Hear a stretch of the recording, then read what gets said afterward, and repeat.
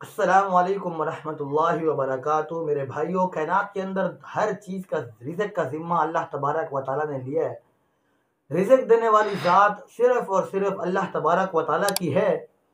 اللہ تبارک و تعالیٰ نے اپنے کلام مقدس کے اندر فرمایا وَمَا مِن دَابَّةٍ فِي الْأَرْضِ إِلَّا عَلَى اللَّهِ رِزْقُهَا۔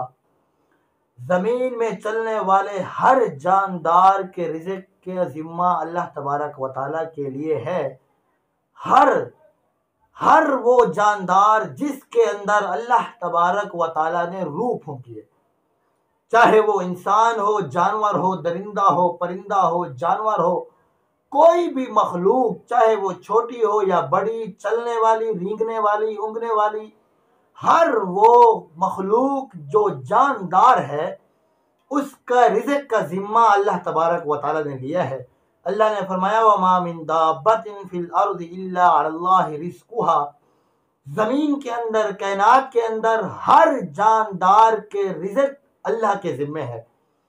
ایک اور مقام پر اللہ تبارک و تعالیٰ نے اپنے کلام مقدس کے اندر فرمایا اللہ الذی خلقکم ثم رزقکم ثم یمیتکم ثم یحییکم هل من شرکائکم من یفعل من ذلکم من شیء۔ اللہ نے فرمایا ہم ہی ہیں جس نے تمہیں پیدا کیا اور ثم رزقکم تمہیں رزق دیا، ثم یمیتکم اور تمہیں موت دیں گے، ثم یحییکم پھر تمہیں زندہ کریں گے۔ هل من شرکائکم من یفعل من ذلکم من شیء۔ کیا تمہارے شرکاء میں سے کوئی ایسا شریک ہے جو ان کاموں میں سے کوئی کام کر سکتا ہو؟ اس آیات مبارکہ کے اندر اللہ تبارک و تعالیٰ نے ان لوگوں کو مخاطب کرتے ہوئے فرمایا جو لوگ دنیا کے اندر اپنے پروردگار کو بھول کر بتوں کی پوجا کر رہے ہیں، مزاروں پر جا کر غلاف چڑھا رہے ہیں، مزاروں کے آگے سجدے کر رہے ہیں، مزاروں کے سامنے جھک رہے ہیں، اپنے حقیقی مالک کو بھول گئے۔ اللہ تبارک و تعالیٰ نے ان کو یہ نعمتیں یاد دلائی کہ تمہارے شریکوں میں کوئی ایسا شریک ہے جس کو تم اپنے پروردگار کے علاوہ پکارتے ہو، اپنا رب تسلیم کرتے ہو، اپنا مشکل کشا تسلیم کرتے ہو، حاجت روا مانتے ہو۔ کیا وہ کسی کو پیدا کر سکتا ہے؟ کیا وہ کسی کو رزق دے سکتا ہے؟ اگر نہیں دے سکتا تو پھر اس کو کیوں مانتے ہو؟ کیوں اس کے سامنے سجدہ کرتے ہو؟ کیوں اس کے سامنے جھکتے ہو؟ کیا وہ کسی کو موت دے سکتا ہے؟ کیا وہ کسی کو زندہ کر سکتا ہے؟ یہ تمام کام نہیں کر سکتا۔ یہ کرنے والی ذات صرف اور صرف اللہ تبارک و تعالیٰ کی ہے۔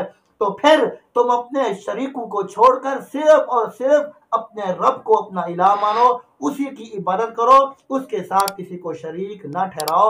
وہی زندہ کرنے والا ہے، وہی موت دینے والا ہے، وہی پیدا کرنے والا ہے، اور ہر شخص کو، ہر جاندار کو وہی رزق دینے والا ہے۔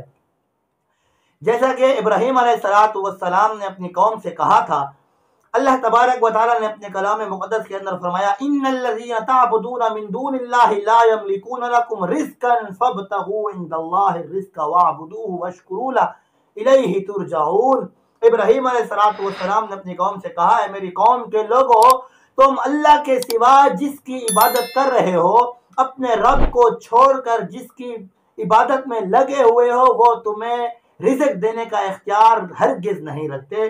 تم اسی سے مانگو جو رزق دینے والا ہے، اسی کا شکر ادا کرو جو اللہ تبارک و تعالیٰ تم پر انعام کرنے والا ہے، اور اسی کی عبادت کرو، آخرکار تم اسی کی طرف لوٹائے جاؤ گے۔ تو میرے بھائی، رزق دینے والی ذات صرف اور صرف اللہ تبارک و تعالیٰ کی ہے۔ اس کے علاوہ دنیا میں کوئی چیز نہیں، کوئی شخص نہیں، کوئی پیر نہیں، کوئی ولی نہیں جو انسان کو یا کسی جاندار کو رزق دے سکے۔